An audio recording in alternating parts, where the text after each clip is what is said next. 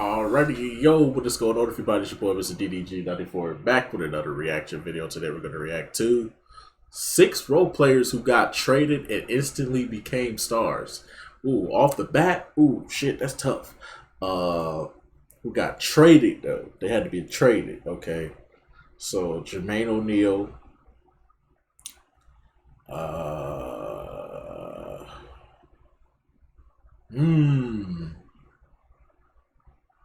it's tough. It's tough.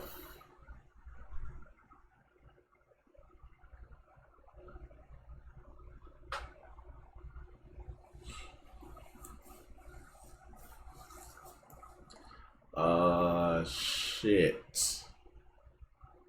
Got traded though.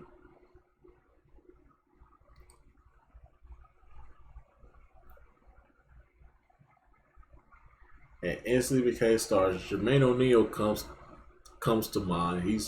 He's number one. Damn, who else?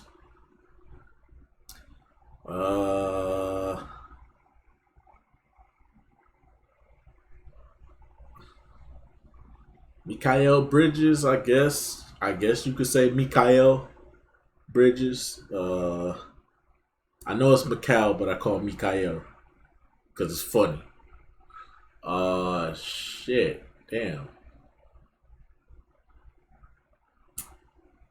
Mike Miller when they traded him to the Grizzlies. Joe Johnson when they traded him to Atlanta. Shit, it's so damn.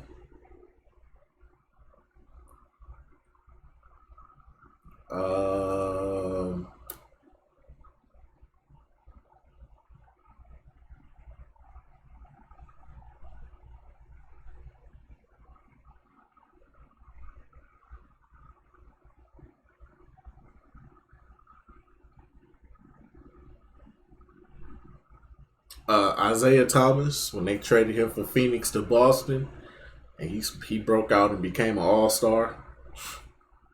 Yeah, so Isaiah Thomas most definitely. That's tough because we talk about players that got traded, bro, not players that signed with a team. That's easy, but players that got traded, ooh, that's kind of tough. Anyway, so let's get into this. Maybe I'll remember some more as we go along. But this is 6 role players that got traded and instantly became all-stars. So without further ado, let's get right into this.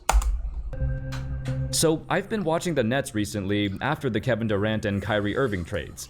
The one guy I've been most intrigued by is Mikal Bridges. Mikal. Now, I know who he was before, obviously, a fantastic player on the Suns who meshed perfectly with that roster. I did not expect Mikal to get traded and then immediately play like a star on his new team. On the Nets, he's been killing it, averaging over 25 points a game, and he's still shooting the ball just as well as before, with no drop in efficiency. Oh, I forgot Chris Middleton. It makes me think, I forgot Chris Middleton. Did he have this in him all along, and he just didn't get the opportunity in Phoenix? Pretty much. Jeremy Grant is another guy who comes to mind. I forgot about JG for his entire career. I forgot about JG. This got me thinking, which other role players or bench players throughout NBA history got traded and then instantly started playing like a star? Let's take a look. How's it going, folks? My name's Andy, and here are 6 players who quickly became stars after getting traded. Number 6, Victor Oladipo. I forgot about Victor. Probably one of the best recent examples. When he started off his career in Orlando, there was a lot of hype surrounding Victor Oladipo. This is the 2nd overall pick. He was the number 2 pick, after all, one of many of Orlando's high lottery picks who did not pan out with the team. Then he got traded to OKC, and despite playing next to an MVP Westbrook, Oladipo didn't play much better. It wasn't until he got traded to Indiana in the Paul George deal that everything clicked. I want y'all to understand something, and this is why I have Russell Westbrook in my top 10 all time. Notice how every player that Russell Westbrook that has played beside Russell Westbrook has went on to do better things. We talking JG, Jeremy Grant, Victor Oladipo, Sabonis. Ooh, I forgot about Sabonis. Didn't I? I did forget about Sabonis.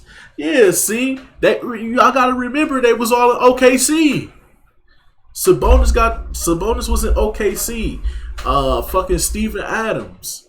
Like, bro, it's a lot of teammates that played alongside Westbrook and became better as they went along because all the players say Russell Westbrook's work ethic is top notch, and his intensity and his drive, it inspires you to play better and play harder because if he's giving 100, because you know Russell Westbrook is always going to give you 100% effort, and you know what I'm saying? Like, it may not be as efficient, it may not be the most efficient effort, but shit, he going to give you the best effort you can, and as long as it's leading to the dub, you can't really be mad at it. So, most definitely, yeah. That's why I got Russ in my top 10, bro. Because it seems like he makes players better. Players benefit from just being around him. They develop his habits and his tendencies, and they become better players for it. Back where he went to college, Indiana embraced Oladipo. And because they had no other options anyway, they gave him the green light. Go ahead, Victor, let's see what you can do. Almost immediately, he started playing like an all-star caliber player. Oladipo's tremendously hot start to the season was a huge surprise, and he would not fizzle out. In fact, he nearly got voted in as an all-star starter, with the third most votes of any backcourt player. That's insane, and kinda sad, when you see how injuries derailed his career afterwards. Facts. But anyway, he not only led the team in scoring, but also somehow led this young Pacers team to 48 wins and the playoffs, where they pushed the heavily favored Cavs to almost 7 knocked games LeBron before out. falling. Almost knocked LeBron out. How exactly was Oladipo able to do this, to go from just a decent role player, a decent starter, to leading a team like this? He played alongside Firstly, Westbrook. He gave a lot of credit for his development to Westbrook. In his lone season in OKC, Oladipo observed him carefully and watched him lead the team night in, night out. He saw that he was always early to practice. He witnessed greatness. All of that is what it takes to be a superstar. Call it what you said. Call it what it is. He Over the witnessed summer, greatness. Oladipo dropped 15 pounds and got into the best shape of his life in Indiana. And with the Pacers organization believing in him, he started to believe in himself. His confidence shot through the roof. With their support and the support of all the Indiana fans who cheered for him back in college, there was no stopping Oladipo. That 2017-18 season, he had career highs across the board, not just in volume, but efficiency too. Most improved Plus, that year. he led the league in steals and was one of the league's best perimeter defenders. Oladipo prides himself in his defense, and he proved to be one of the league's best two-way shooting guards. It's so unfortunate how injuries, specifically when he ruptured his quad tendon, it's so unfortunate. The dude was only 25 years old when his career started to go downhill. Facts. Number 5, Dale Ellis. See, I can't go back that far. Dale I Ellis don't know was about no probably 90s the original players. guy who first fit the I criteria. don't know about no of this 90s or video. 80 players. I don't know For about those who that. don't know who he is, he was drafted with the 9th pick in 1983. Dale Ellis joined a Mavericks team that had way too many scorers, way too many ball-dominant players. In fact, the team's two leading scorers, Rolando Blackman and Mark Aguirre, both played essentially the same position as Ellis. As a result, he spent his first 3 seasons in Dallas as a bench warmer, struggling to find minutes. However, his fortunes would change in the 1986 offseason, when the Mavs traded him to the Seattle Supersonics. With a blink of an eye, Dale Ellis hit the ground running in Seattle. In the span of a single offseason, he went from averaging 7.1 points a game to 24.9 points a game. Oh yeah, That's such a massive They jump. took the chains off. I think probably the biggest jump of any player within a single season. Yeah, they took the He chains won off. Most Improved Player by a landslide, and instantly became the team's best player and best scorer.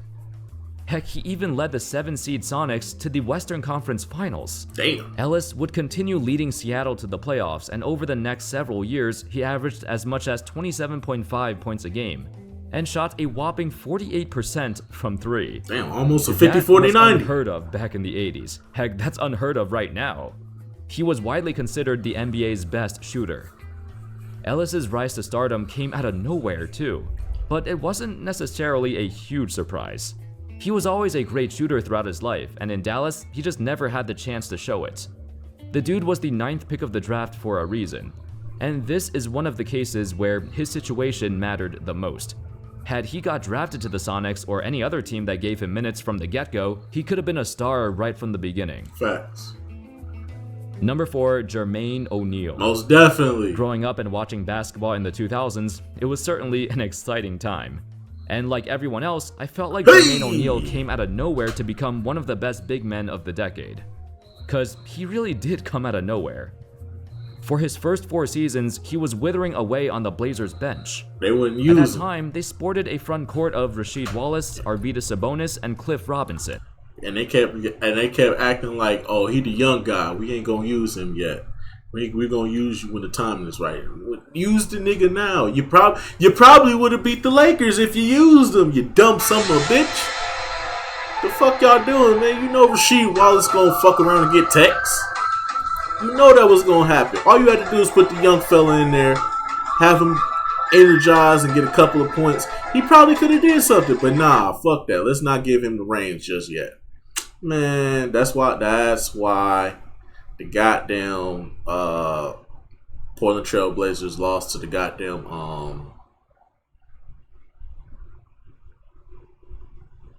Lakers that year. Threw that lob up to Shaq, and that's how they ended up losing. Hey, he spelled Jermaine O'Neal name wrong, bro. What's going on, brother? You spelled Jermaine O'Neal name wrong, brother. You need to fix that, bro. I don't know if y'all can see that. You see how you spell O'Neal? That's not how you spell his name, bro. It's just like Shaq's name, bro. So O'Neal was expected to watch and learn, not play. I mean, he did come into the NBA as an 18-year-old. In fact, O'Neal broke the record for being the youngest player to ever play an NBA game, a record that would later on be broken by Andrew Bynum. Now, while he understood why he wasn't playing, his patience was fading, as he witnessed other high schoolers like Kobe, Garnett, T-Mac getting ample playing time on their respective teams. Facts. O'Neal wanted that too, but he watched in envy and wondered if he should have went to college instead. These were his numbers and minutes his first 4 seasons. Yeah, as you can see, he barely played. They ain't show that nigga no love. However, in the summer of 2000, he got his big break, in the form of a trade. The Pacers traded away their starting center for O'Neal, which kinda shocked everyone. Considering the Pacers just made the finals, and breaking up their lineup for a young, unproven center seemed like a bad choice. Why would you break up a team that just went to the finals, right? Until they saw this boy went to work. Hey, Jermaine O'Neal is one of the most underrated big men of the 2000s, bro. He really don't get the props that he deserves, bro. I know the most memorable thing everybody remember him for is that fucking Malice at the Palace, him sliding and knocking some nigga the fuck out. Knocking that nigga the fuck out. I know that's the most memorable moment, but dog, if y'all really go through his highlights, bro, and really watch him, bro, this man was him, bro. He's highly underrated, criminally underrated, bro. I wouldn't say he's Hall of Fame status, but he definitely deserves at least a nod and a look.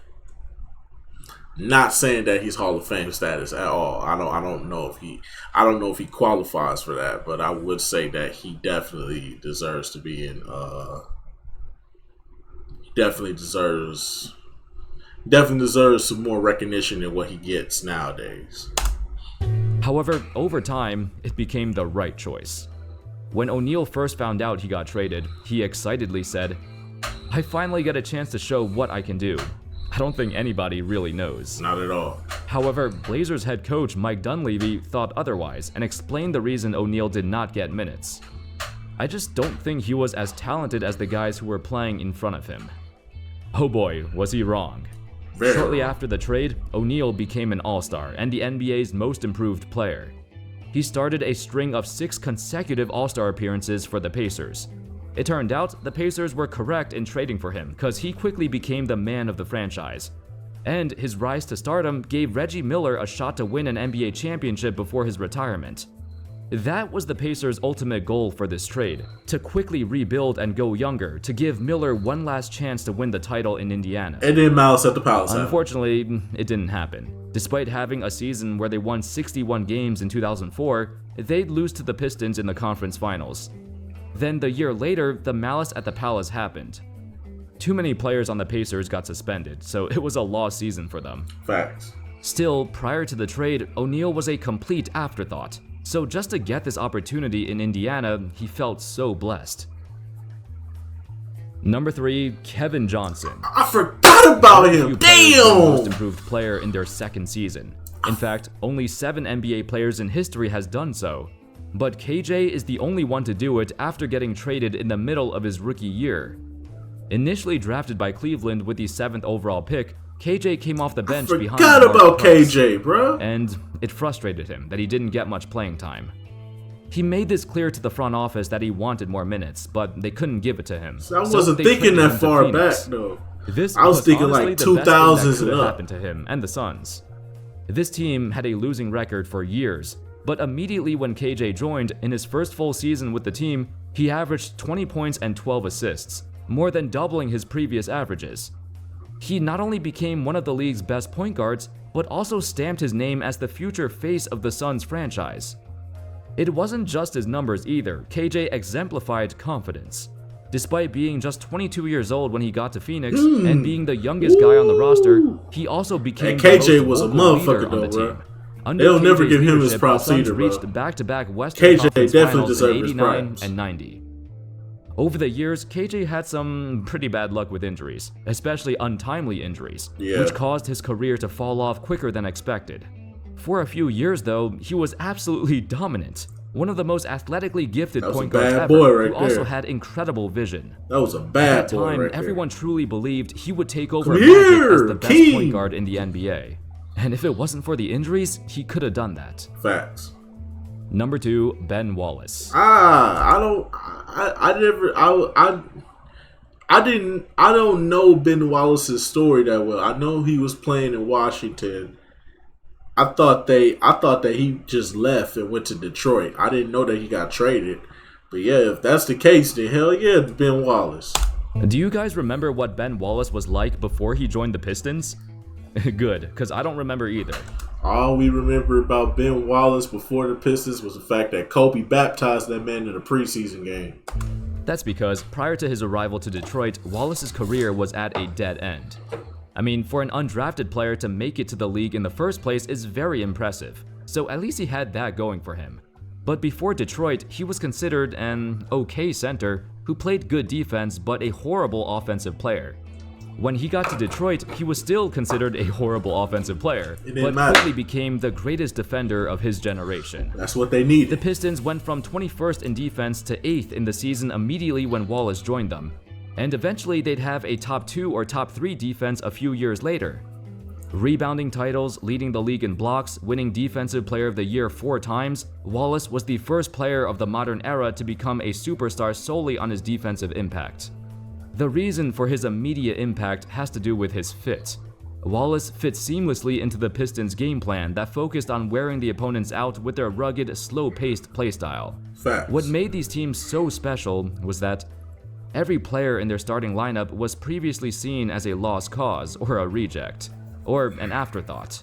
This mishmash of players they assembled was not expected to accomplish anything, let alone winning a championship against a Lakers super team. If Wallace had not been traded to Detroit, nobody would have known who he was. It was just the perfect situation and perfect timing. Yeah. I look at it similar to Draymond Green in Golden State. If he was drafted by any other team, he would be nowhere near as relevant as he is today. I wouldn't say that. Now. I think he probably wouldn't have no rings. That's a definite fact right there. He wouldn't have no rings, but I think Draymond would have still been a good player because he's a good utility player. When you need him most, he does show up. And at number 1, James Harden. Can we say that though? I don't know. Can we say that though? I don't think we can say that. Because the year before he got, when they went into the playoffs, James Harden was on fucking fire. If it wasn't for James Harden, OKC would have never made it to the finals that year. 2012, OKC would have never made it to the finals if it wasn't for James Harden. Bro, the series against Dallas, he closed that out. The series against the series against the Lakers, Westbrook really had that one. Westbrook it really had that series against the Lakers. That was Westbrook series. Then the conference finals against the Spurs, that was all James Harden, bro. We got it, bro. Nah, bro. We got to stop looking at James Harden the way we looking at him, bro. I understand what's going on with him right now. I understand he's up and down right now in his career. I understand that. He's not the James Harden that we used to know on the Houston Rockets, but we still can't act like them OKC days. Bro, if it wasn't for James Harden, they would have never got past the Spurs. So you got to understand, the Spurs is arguably one of the hardest teams to get past. You got to think of another thing too that's so underrated about that 2012 OKC team. They went through the past three champions of the Western Conference. The past three champions of the Western Conference. The Dallas Mavericks, the defending champions, the Lakers, they won the titles. They won the titles the year before.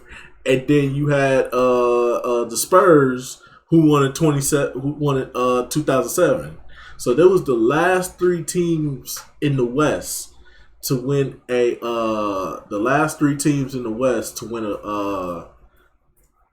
a championship. They went past them, and two of them series, James Harden closed them out. If it wasn't for James Harden, they wouldn't have never got past the Spurs or the Mavericks, because the Mavericks was giving them problems, and then James Harden just fucking erupted and took over. In the fourth quarter, he was going crazy. Like I said, that Lakers series, that was mostly Westbrook. Then the Spurs series, KD was doing this thing, Russell Westbrook was doing this thing, but then the Spurs started locking in, and then James Harden coming off the bench was doing damage. But I mean, I guess you can say that, considering he became. I guess you could say that. I guess you could say it. But me personally, being a big OKC fan and following that team as they were rising, you gotta give James Harden his props, bro. Because before he went to Houston, he was doing damage, bro, in that playoffs. Even though he kind of got lost in the shuffle there in the finals against the Heat, but still. He most definitely got them there, and people need to give this man his props, bro. The best modern example of a player who got traded and immediately became a star. Unlike the others, I feel like most people recognize Harden already had the talent to become a star. He showed it in OKC when he came off the bench. He showed it against the Spurs in the playoffs that he can lead a team if given the opportunity. I told y'all, look at that. Perhaps I'm being a bit obtuse for even suggesting Harden was a role player in OKC. Facts. But he did go from a bench player to becoming an all-star and #1 option immediately after getting traded. That's still hard to do, regardless of how talented you are. Most players on this list ran away with most improved player, but Harden, in his first season in Houston, only finished 7th in the voting. That's kinda weird, don't you think? The dude went from 16.8 points a game to 25.9 points a game. Because he went to the finals the year before. That's what it is. Recency bias. They was like, oh, he went to the finals though. We already expected that out of him. That's what they gonna say. And led a mediocre Rockets team to the playoffs. The reason and that's another problem too. They didn't really have that high of a seed. I think they was only like the 8th seed that year, if I'm not mistaken. Yeah, that was the year Kobe tore his Achilles. Yeah. His first season was the season Kobe tore his Achilles. Yeah, and they was fighting for the 7th seed, ended up getting the 8th seed and had to go up against OKC in the first round. And if I hate to say it, but if I wish they would have faced the Lakers in the I really wish they would have faced the Lakers in the first round instead of Houston, because Patrick Beverly stupid ass decided to run into Russell Westbrook knee like an asshole and do that shit and do that dirty ass shit. That was unnecessary, bro. You know you didn't. That man called a timeout and you just go for the ball. Come on now. You know what you was doing, Patrick Beverly. Stop it. Stop acting innocent, bro. Wasn't really considered the most improved player was because, like I said, we already knew how good he was. We knew he was capable of doing this. Still, to do this for an entire season as the first year of being the man of a franchise, and to do it consistently, that's still super impressive. Facts. So he fits the spirit of this video. Anyway, that's all folks. Those were 6 NBA players who were once role players, but quickly became stars after getting traded. Let me know your thoughts in the comments if you can think of any others, and what are your opinions on the players in this video. Thank you all so much for watching. I hope y'all enjoyed the video, and of course, as always, I'll see you next time. Alright, that's just gonna about do it for this one. Most definitely. Like I said, I'm kind of on the fence about the James Harden selection there, but I'll let it slide. It's his video. Let it slide, man. Even though me personally, I wouldn't have put James Harden in here because he was already a star. He was not a role player at all. Like I said, he led that Oklahoma City team to the finals. But anyway, so it's just gonna about do it for this one. I'll see you on the next video. Till then, peace out.